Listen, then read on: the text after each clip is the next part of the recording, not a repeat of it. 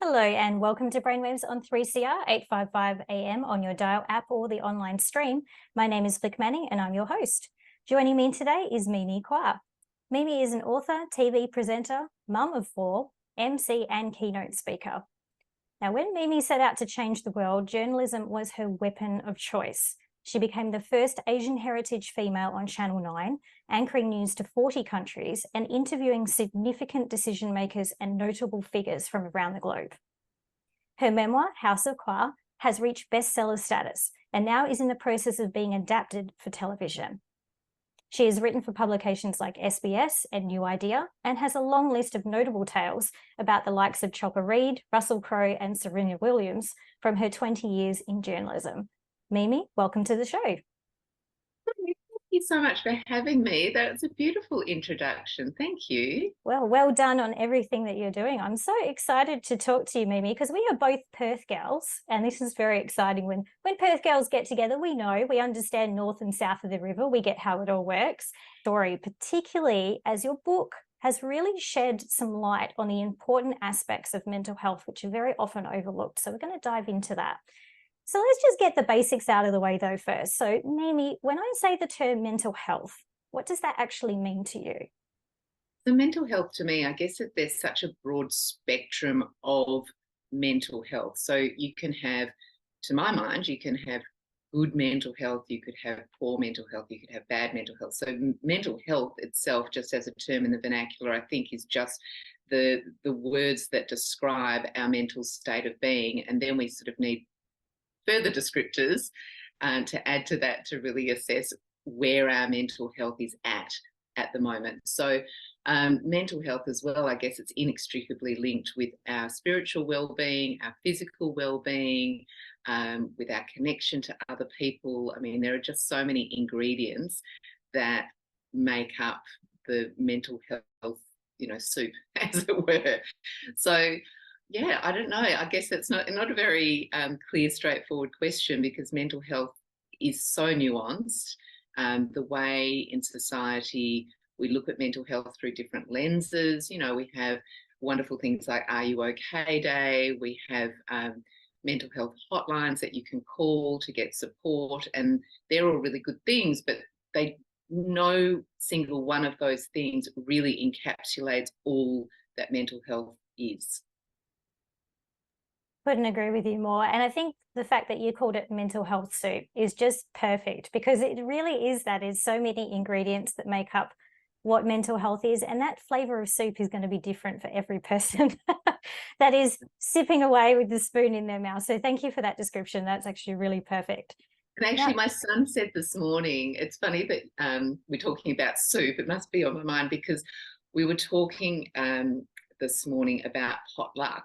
And that potluck, the origin of the story, comes from, we were guessing it's medieval times, and the soup, where there would be a big broth and a stew, and the potluck was just what you got in the ladle that went into your bowl. And, sometimes, I suppose, thinking about mental health, it can be a little bit of potluck in life, what gets ladled into your bowl. Just with the circumstances and situations that you encounter in life, and then how you deal with that then is, again, influenced by other circumstances and situations in your life, to be able to have those tools to be able to deal with the potluck that you get. Love that. Again, even more of a perfect description, maybe. So perfect. I Call love it the soup and stew show. Exactly. We're just basically going to talk about winter foods as we come into the start of spring, or supposed spring here in Melbourne. How many soup metaphors can we find? Let's keep going and see what other sorts of ingredients and kitchen related things we can bring into the show today. Now, you have written this beautiful book, House of Kwa. As I mentioned, it's a bestseller and is being adapted for screen at the moment, which is incredible. And this book actually talks about your family history. Now, what really stood out for me in reading it both times, because frankly, I'm absolutely obsessed with your book, was how trauma can be passed from one generation to the next. So I was really curious, is this something that appeared to you within the writing process of the book, or was it something that inspired you to actually write the book in the first place?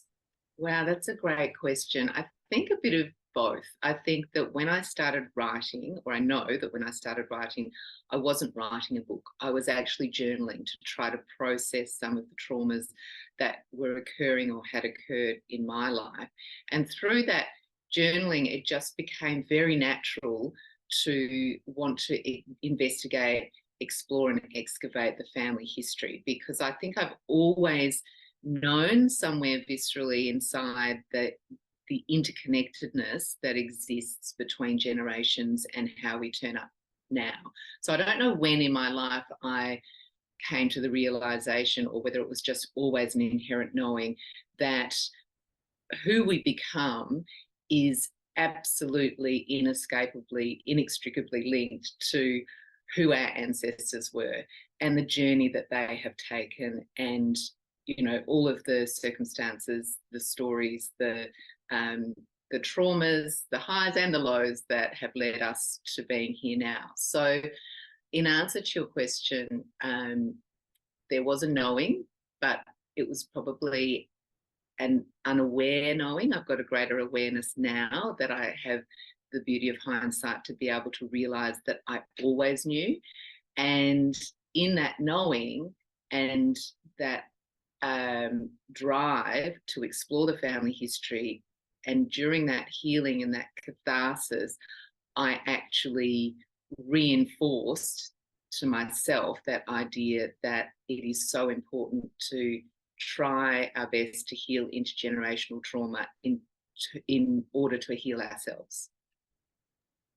Perfect, perfectly put. I fully understand that. And it's so interesting that you were approaching this whole book writing process from the perspective of journaling. I mean, it was like as if the deepest, most authentic part of you was singing out for some sort of healing and relief and driving you to take that action. Is journaling sort of something that you've always done as part of that mental health sort of sustainability and management, or was it something that just you really felt driven to pick up at that particular time, and then out of that popped the book? I haven't always done journaling, but when I was a young child and then into my teen years, I kept a diary, as many of us did, and that was my form of journaling. And I think that in itself was just a very natural, unconscious yearning to want to purge things that had happened onto the page in order to process them and heal. So I find it actually beautiful and fascinating that there is that natural urge to want to do that without any scientific or motivational explanation around it. It's just something that as children, we tend to want to do. We like to write stories, we like to draw, we're creative, and we just allow, the universe or creation to just move through us to build, create something outside of ourselves, which can feel very healing and pleasant to do. So I find that very interesting that just comes naturally when we're young. And then I think through life, through all sorts of events and circumstances, conditioning, societal and family conditioning, obviously that can and often gets beaten out of us. And that is that is probably one of the saddest aspects of life, is that we have to unlearn the unhelpful things that we've learned through life, and we have to learn new ways to be, because society and culture just doesn't teach us that early on. So back to the journaling, that was a really beautiful thing that I was able to revisit more recently in my adult years, and to realize that it was really sad that I had lost that in between. And maybe had I had that, well, one, unfortunately, I wouldn't have written the book. I might not have needed to, but two, I might have been on that healing journey much earlier. Yeah, so interesting, isn't it? I think storytelling is such a natural part of the human species. I mean, we've got hieroglyphics on caves from long before language itself evolved, and yet, like you said, we somewhere along that way, as we sort of move through, I think, our primary school years, where that creativity and that storytelling is initially encouraged, it sort of gets squashed out of us, like you said, and then we have to hopefully try and find our way back to it in adulthood, in giving us the ability to process the things that we've experienced and learn how to be the most authentic version of ourselves, but in our adult form. So I love that you have done that. More when we get back from the break with Mimi.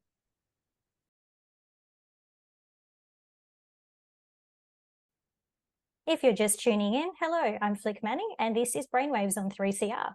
Today, I'm joined by best-selling author of House of Kwa, journalist and mum of four, Mimi Kwa. Mimi, the roots of your family's story and your discovery of it came in the form of a letter, which is really, it's just so unusual and unique in a way. Can you take us through what that moment was like for you, and I guess how that immediately affected your mind and your mental health? So I received a letter from my dad, and it was a letter that sent my hair grey overnight, actually, because it was a letter that revealed that my dad was suing me in the Supreme Court. And when I opened the letter, and it was the documentation that was confirming that he was suing me in the Supreme Court, and it said Kwa versus Kwa, and it had all the Supreme Court letterhead on it, I literally just fell in a heap. And it was quite animalistic in a way. Like, I was groaning, I was like, it was like I was grieving, and it was out of my control. I left my body, and I could see myself just crying uncontrollably, because it was almost this disbelief. It was this disconnect with reality, because in reality, in my mind, fathers don't do that to their daughters. And so I had a very hard time accepting the unexpected, and accepting the lack of control that I had in that situation.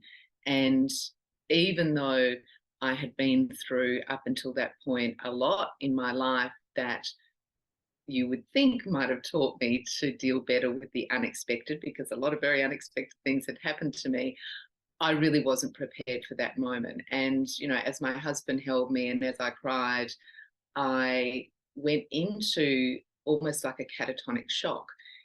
And I can't even remember going to bed. I remember the out-of-body experience of seeing myself lying on the ground and my husband coming to hold me in his arms. And then the next thing I remember is waking up in the morning and still sort of being in a cocoon of shock. And I walked into the bathroom, and my husband, who's taller than me, he's 6'1" or 2, he was the one that he looked down at the top of my head and he said, "Oh my goodness, you've gone grey." And I leant into the mirror to have a look, and there was this big sprig of grey hair. So like Marie Antoinette, I literally went grey overnight, and I had never had a grey hair before. So it was incredible physiologically what my body was capable of doing as well in that very shocking sort of circumstance. But there was nobody, I look back on that and I think there was nobody threatening my life. There was nobody, I wasn't in a physically compromising situation. Everything that happened physiologically to my body was because of my mental state. It was because how I perceived life should be, and it actually wasn't rolling out that way. Wow, what an intense experience. As you said, it's not something that I think anyone would imagine that they would personally go through. And I can understand that there was a sense of grieving going on, probably grieving the concept of what family should be and how a father and daughter should interact. And such an incredible shock for your body to actually turn your hair grey literally overnight. I mean, what the body can do at a cellular level is absolutely incredible. And it sounds as though when you're describing it that you essentially disassociated. You sort of disassociated from the experience from yourself so that you could, I guess, protectively do what you needed to do and go through it without, completely and utterly unraveling. And thank goodness, I guess, that your husband was there also to be with you as you went through that process. But on the back of that, obviously, you then had to take the next steps. You had to actually go through that process. You needed to go through the Supreme Court process and everything else. Doing that, what did it actually teach you, I guess, then about the impacts of generational history? I mean, was it something that you then thought, I've got to actually break the cycle now? Was it an immediate, obvious idea in your head, or were you just very much stuck still in the zone of going through step by step? I think I was always trying to break the cycle, even from when I was a little girl. And that was an unconscious effort to break the cycle back then, but then it became more of a conscious effort to break the cycle when I was in the court case against my dad. And one thing that I uncovered, or not uncovered because I already knew this, but one thing that I write about in the book and I uncovered as being more important than I had given it credit for, was that my dad was one of 32 brothers and sisters. And so being in a huge family as he was, that was obviously a very different upbringing to what I had had as an only child for most of my childhood. My brothers didn't come along until 15 years later from my dad's second wife. But back to my dad and his 32 brothers and sisters, which always raises an eyebrow or causes a bit of a jaw drop moment when people hear that. He was the youngest boy in that family, and he, I think, his whole life must have really craved a mother figure and a father figure, because he was so low down in the pecking order that to get any attention from his biological parents was, it was very difficult for him. So anybody who's a sibling will understand that there's always that sibling rivalry, but imagine in 32 kids.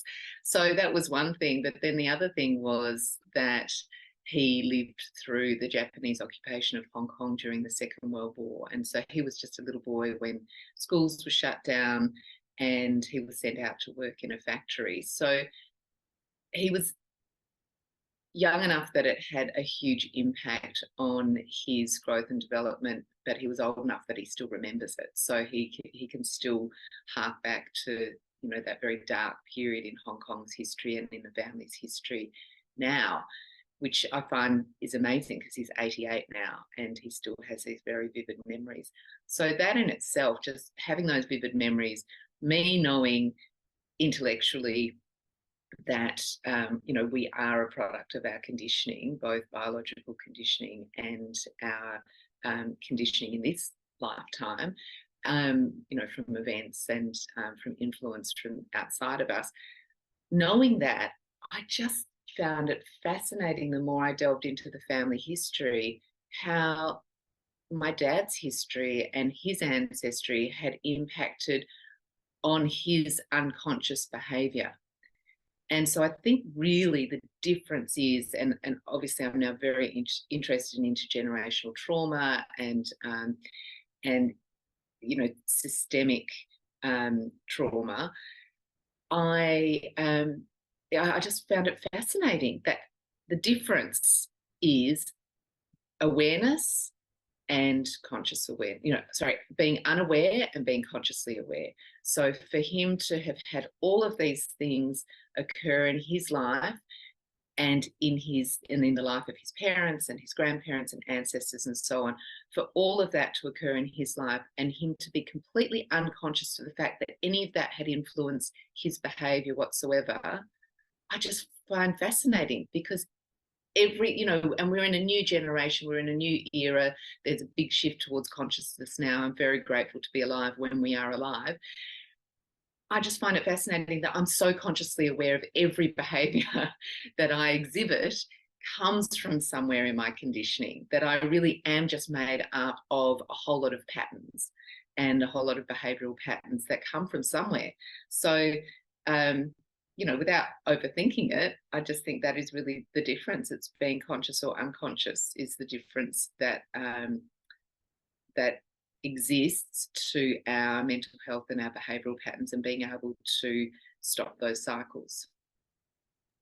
That's so incredibly fascinating. And I think what I'm sort of deriving from what you're talking about, and particularly the way that you are speaking, the language that you're using, is that as you've become so incredibly consciously aware, obviously, and actively consciously aware, you've developed a lens of compassion and understanding about behavior that in its own way has projected certain traumas into your own world, and yet you're able to see it with a lens of compassion and understanding. I think that's the gift that comes from developing that sense of, self-awareness in the conscious self, of where all of this trauma and where all of these patterns and behaviors come from. I want to applaud you for that, because a lot of people don't get there. A lot of people are not prepared to or don't have the tools available to them to do that work. So that's incredible that you actually can take such a significant sort of series of events and come to it from that compassionate lens. Is that something that you feel you had to actively work on yourself, or was it just that natural evolution of that self-awareness bringing you to the place where you can talk about this kind of thing with that lens of compassion? It was a bit of both, the actively working on myself and just that natural propensity and desire to want to have compassion, because I wanted to forgive my father, and I actually reached a place beyond forgiveness in understanding the trajectory that he had actually lived. I got beyond forgiveness to gratitude, because when somebody is unaware that their behavior is linked to their conditioning and their forebears, when somebody is unaware of that, you cannot have judgment. You cannot, for me, I could not hold him to account when he's unaware and doing the best that he knew how to do. And this really is a mantra that we can all embrace, is that everybody is just doing the best that they know how to do. Many people just can't ascribe to that, even friends. I sat at the dinner table with friends the other night, and I was saying, you know, somebody was complaining about somebody else, and I said, yes, but don't you think they're just doing the best that they know how to do given the circumstances and given where they've come from? And my friend said, oh, no, they're not doing the best they know how to do. And I have heard, I think it was, I don't want to quote Eckhart Tolle or Oprah or whoever I think I heard it from, but I have heard it said that if, actually it was Tara Brach. So Tara Brach and Jack Cornfield are my teachers in the mindful meditation course that I'm studying at Berkeley University, California at the moment. And Tara said that in those situations when somebody doesn't think that others are just doing the best that they know how to do, if you could say to them, well, if God just appeared now in whatever form and said that that person is just doing the best that they know how to do, how would you respond to that? You know, it's kind of like, if that was the last word, could you accept that? So that in itself, I just find it, you know, an interesting exercise. I don't know whether how exactly I feel about it, but I like the idea of being able to talk about whether people are doing the best that they know how to do with the lives that they've had. Yeah, that's beautiful. I really like that idea. I think that's something that we can all kind of take away and sort of just ponder on a little bit. If it was the last word, whether it's a God or a vision or whatever it is that you personally relate to, those that are listening today, can you bring yourself to that place of acceptance? Can you bring yourself to that place of understanding if that really was the last word? And I think it is a practice, because we don't really get encouraged to do that very much through life, just in the same way that we don't necessarily get encouraged to actually have mental health coping mechanisms or sustainable practices in place to help us deal with stress and trauma and all the other things that pretty much inevitably are going to come with the package of being a living human being, that we also don't really get taught how to move forward when we feel that we've been wronged in some way. So I think it's a really interesting practice that you're working on, and that you're encouraging in a way through the writing and the telling of your story. So again, I commend you for that. Thank you. I just want to say one more thing just about forgiveness. Like, I think forgiveness really is the key to unlocking our own suffering, because when we let go of our grudges towards others, our judgment towards others, and we're able to forgive and even do what I've done and sort of leap over that forgiveness to get to gratitude, it is so freeing. Like, even, and you can't force yourself to do it. You can't say, I want to forgive, I want to forgive. You know, it is a process. But once you get there, if you're able to get there, if you make the effort, it is so worth it, because the emancipation in your own heart that you feel is absolutely so liberating and freeing. I agree with that. Having experienced it myself as well, I can understand. You feel 1,000 pounds lighter the second that it sort of clicks into place. And like you said, it's absolutely a process, but it does allow you to move through the world differently. And I think it actually affects your well-being quite considerably, actually, when you're able to forgive and to let go and move forward for certain things. So I'm actually just really on that note, I'm very interested because obviously after you've gone through this sort of traumatic experience with your father, you've obviously taken the next steps through the Supreme Court, all of the things that have happened there. What were the overall effects on you, I guess, from a mental well-being and a physical well-being point of view throughout that period? Was it all equally as traumatic as that first moment where you received the letter and you come to the conclusion, this is actually happening to me? Or did it get easier in some way as you moved through it? I think what it triggered in me was just a consistent and what's the word that I'm looking for? A consistent and concentrated pattern of fight or flight. I was just living in fight or flight from that moment for a very long time. And it was through undertaking things like writing and journaling, walking, yoga, meditation, and the uptake of these things along my journey of healing from that point of receiving the letter really helped. But I was very much in a fight or flight mindset. And what it did as well is all of the other, it opened the box of all of the other things that I'd compartmentalized over my entire life.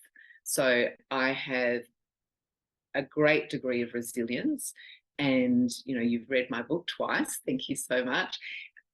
All of the events that I outline in my book, my mum's mental health issues, frequent attempts at suicide, growing up as a daughter of somebody with severe mental health issues, different things that had happened to me in childhood, different experiences that I had.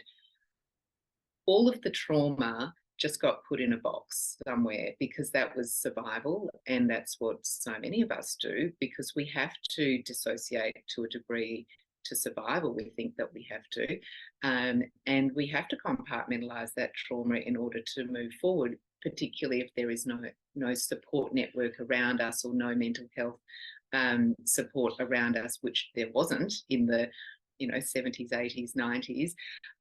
Things are getting better now, yes. So, for my 4 children, I am there as their support and can reach out for external support when and if they need it. So for me, I compartmentalized a whole lot of different traumatic events. But then when my dad sued me, the lid came off and all of it came out. And that to me was the scariest thing of my life, really, to have all of the demons unleashed at the same time. So it wasn't just that episode with my dad, it was so much more than that. And that is why I think I had that animalistic response, and that is why I had the out-of-body experience, and that is why I went grey overnight, because that moment of receiving the news that my dad was suing me, that unlocked a whole lot of stuff that I had really quite happily put away for my own mental health and well-being, I thought. But then what I've learned since then is, and again, this is the gratitude piece coming in, I am so glad that he sued me, because it gave me the profound opportunity to be able to face my demons and to be able to sort through all of my past, and not only my past, a lot of the family's past that has influenced my journey. It allowed me to do that and arrive at a much more healed place. And I don't think there is any such thing as being healed per se, because we are all on a healing journey that never ends. It is ongoing work, and it's work every day that I do on myself for my mental health. But it is a great blessing and a privilege to be able to actually be mindful and be aware of all of the things that have affected me and impacted my behaviour to this day. And so now I'm able to be of greater service to humanity, to my family, in my work, and in all of the ways that I choose to be of service consciously. I'm able to do that only because I've embarked on this healing journey. That's absolutely incredible. I mean, it's just sort of some of the study that I've done, and I'm sure you've read much the same in the process, that we hold all of this trauma at a cellular level. It sits in our cells, and our nervous system is just waiting for an opportunity to purge it. It doesn't want it in there. It knows that it ultimately becomes toxic. It's affecting our well-being mentally, physically, emotionally, spiritually. And the second that it has the ability to purge, it will take that opportunity and it will lift everything out of those cells and say, get out. I need you to get out. I need you to process it, and I need you to move forward. And what you keep then is the learnings. What you keep then is the memory, the compassion, all of the other gifts that come with it. And you've done such a stellar job at that in such incredibly trying circumstances. So as I said, absolutely incredible. And I do hope that everyone listening is certainly going to go out now or get online now and buy Mimi's book, because it'll definitely help you if you're still at the beginning of embarking on your own journey to think about taking those appropriate steps. More when we get back from the break.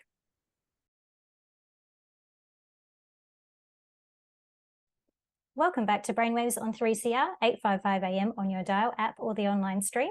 I'm Flic Manning, your host, and with me today is the multi-talented, super awesome Mimi Kwa, who, if you haven't already heard of, make sure you get out and do some Googling, because this is one incredibly talented, very special person that we are privileged to have on the show today. Thank you. I'm just going to say it takes one to know one. Oh. Thank you, Flic. Thank you. That's very kind of you. There's all warm fuzzies here today, and I hope that everyone listening feels the warm fuzzy and wraps themselves up in it, because we all need a few of those in life. Now, Mimi, you are a journalist and a writer, as we've certainly touched on, and in some ways, I can imagine that you've spent a significant amount of time in your life facilitating the telling of other people's stories.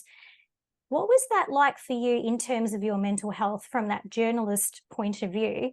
And did that in part lay the groundwork then for your ability to tell your own story in the way that you have? Oh, yes, it definitely laid the groundwork for the confidence to be able to tell my own story, because my own story is written in a way that some readers contact me and say, oh, I thought that it was a novel. I didn't realize until the end that it was actually a true story, even though it's stamped all over the cover, true story. But some people have listened to it on audiobook or, bought it on Kindle and just, on recommendation from somebody else or from Goodreads, and haven't realized it's a memoir and it is a true story. So I've been able to create the narrative or communicate the narrative in a creative way. And that definitely comes from my journalism, which actually, it's interesting because with journalism just not necessarily by definition, but by my definition, journalism is a creative writer or creative writing where the creativity has been stripped back. So in journalism, when, and particularly with news journalism, short form journalism, really all of the creative writing that I grew up with, enjoying and embracing as a child, that was stripped back. I had to unlearn how to write creatively, really, because I just needed to convey the facts.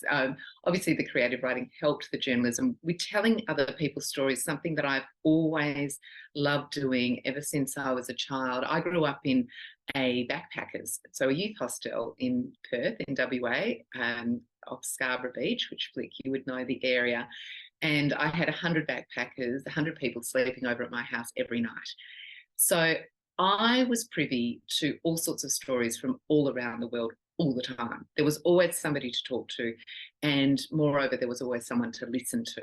So what I've always loved since I was a child was listening and hearing other people's stories, because I knew from an early age that people are fascinating. So as a journalist, to be able to be entrusted with telling other people's stories was such a great privilege. And the biggest heartache for me was having to cut it back into sound bites, because often I would sit with somebody for half an hour and have a really, a beautiful chat like we're having now.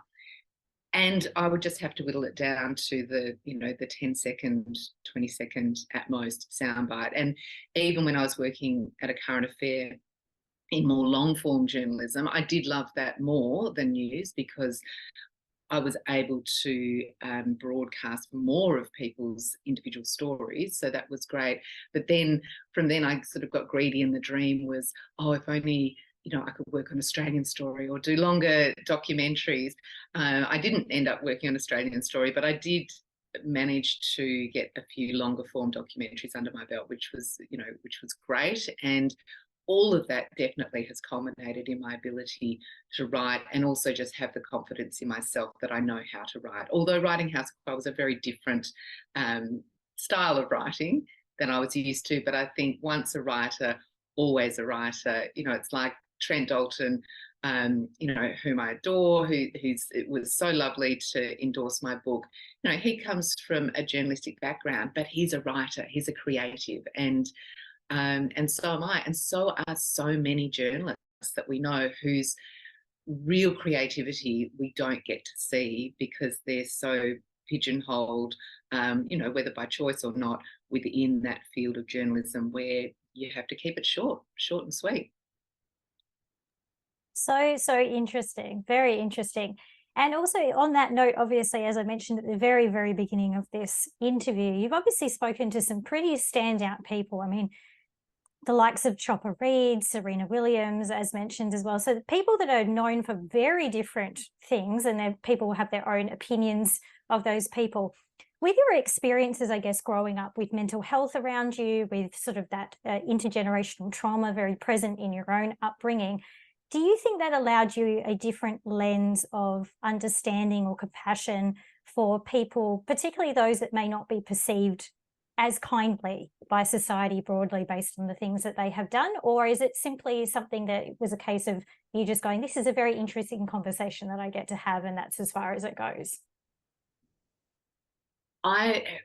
Growing up the way that I did, I was very much supported just by the circumstances of my upbringing, with my mum, who was suffering from or living with schizophrenia, with my undiagnosed schizophrenia at the time, with my dad, who sort of had narcissistic tendencies, and also the fact that I was growing up in a youth hostel with 100 people sleeping over every night. It really did create the perfect storm for a little girl who was curious and who loved stories and storytelling. So that cultivated and supported my compassion and my compassionate side. I suppose it nurtured it. It allowed what I think is actually natural in all of us. But for me, I kind of got that extra boost from my circumstances. And then going into journalism, I think that compassion really held me in good stead, and who I truly am was able to shine through in a lot of circumstances where I was able to draw stories out of people like Serena Williams in a way that possibly many other journalists would not have been able to in that circumstance. And the story with Serena Williams, just ever so quickly, is that when I went to interview her, she was watching the Gridiron in her sort of palatial suite at Crown, and I was the only television interview that she had granted, or that her people had granted, while she was here for the Australian Open. And outside of her interviews with Channel 7, I was at Channel 9. I walked in, she was watching the Gridiron. She wouldn't speak to me. She was clearly over, media at that stage. And she was just interested in her sport. She couldn't be bothered doing this interview. And I sat down and I said, "Hi, Serena, I'm Mimi from Channel 9," and she just ignored me.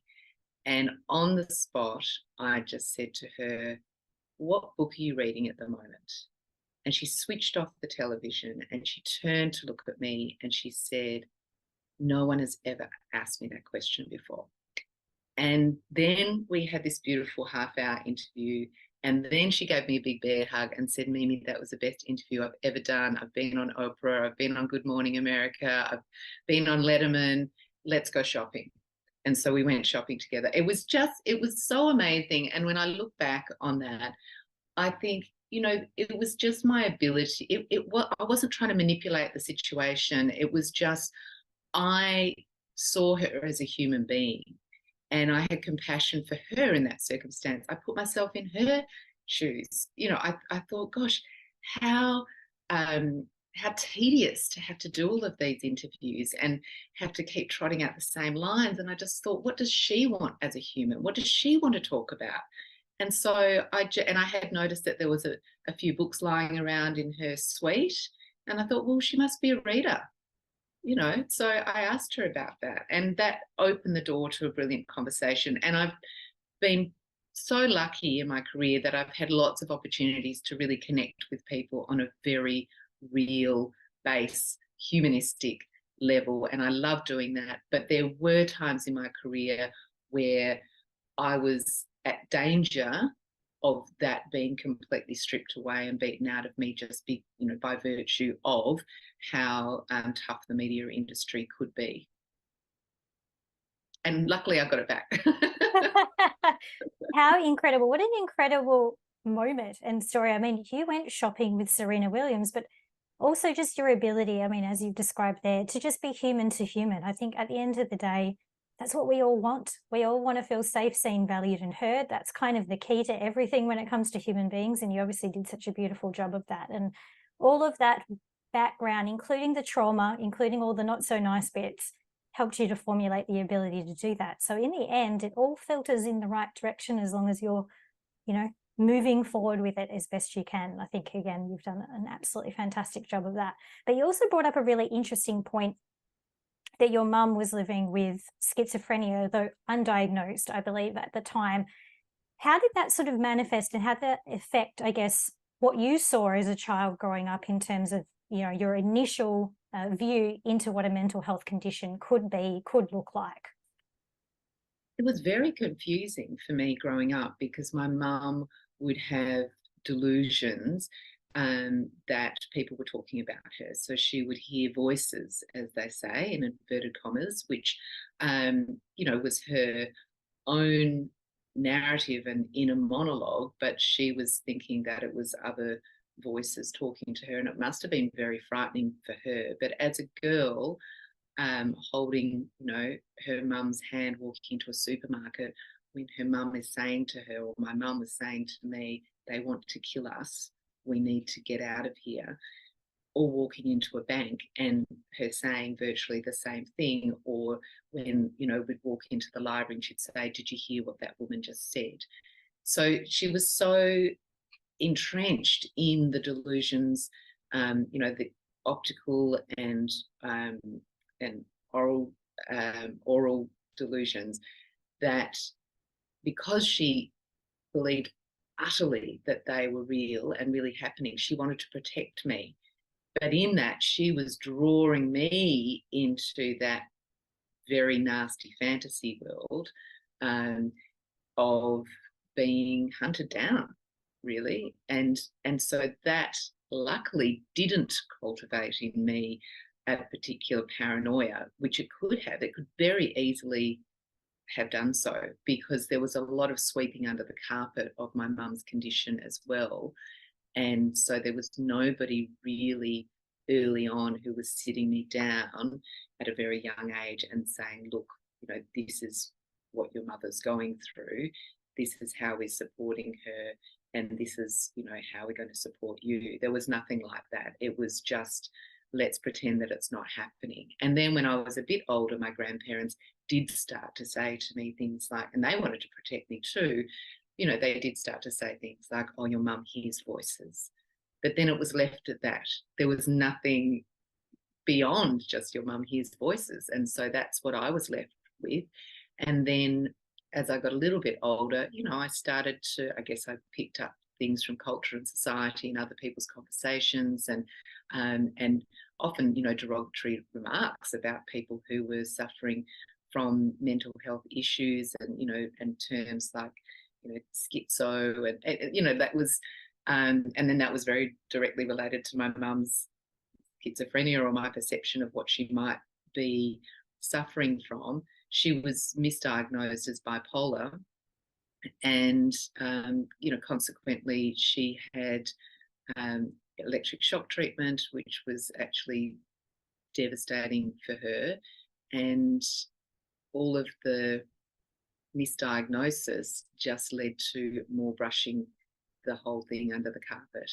So it really wasn't until I was a mother of one at the time, I'm now a mother of four, as you mentioned at the top of the program, it wasn't until I was a mother that I thought, I cannot let my children go through what I went through with their now grandmother, my mum. And so I then took steps to make sure that she got treatment and got diagnosed. And when the doctors said to me, your mum has chronic and acute schizophrenia, and we cannot believe that she has survived this long. I mean, so that was 18 years ago.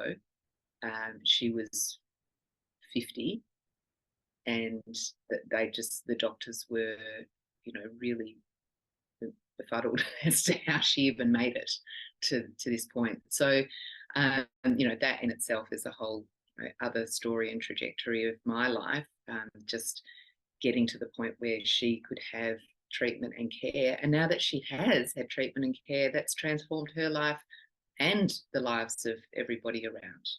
And I only wish that my grandparents could have been alive themselves to enjoy her as a more well person. Wow, how incredibly interesting. And as you said, you could very well have ended up sort of, I guess, becoming similar in certain traits, developing that sense of paranoia. And obviously that could then have affected very greatly, not just the trajectory of your own life, but how you parent your own children. So it's really incredible that you've been able to kind of navigate all of that and then also position your mum to actually get the treatment that she needs as well. So as I've been saying, it's just such an incredible story, an incredible life, and an incredible book. So I cannot wait to see and hear what happens next for you, Mimi. Unfortunately, we do have to wrap up our time together, but I could talk to you forever, honestly. I've got a never-ending list of questions, so I'll have to get you back so we can do this again. But it's been such a pleasure to hear more about your story, more about your life. I know everyone is going to be very curious about what happens next, me at the very top of that list. So thank you for your time today. Flic, thank you so much. It's been my pleasure. Thank you so much. Now, as I mentioned, make sure that you get out and you grab a copy of Mimi's book, House of Kwa, and keep your eyes peeled for when it comes onto a TV station near you, because it's going to be an epic story that then you can enjoy in all sorts of different multimedia formats. And of course, as well, make sure that you just keep up to date with everything that Mimi's doing broadly, because she's always somewhere. She's keynoting, she's emceeing, she's helping people with public speaking. This is a woman with fingers in thousands of different pies at the same time. So I'm sure it's going to be very interesting to watch that progression. Also, thank you so much for tuning into Brainwaves today. And as I mentioned, go get a copy of that book right now. As I sign off, please remember, as per usual, that your mental health is of equal importance to your physical health. So if you are yet to do so today, please bring them together in alignment now with a lovely big inhale, big deep exhale, and then remember to shower yourself in the kindness that you so easily give to others. I look forward to chatting with you next time on Brainwaves.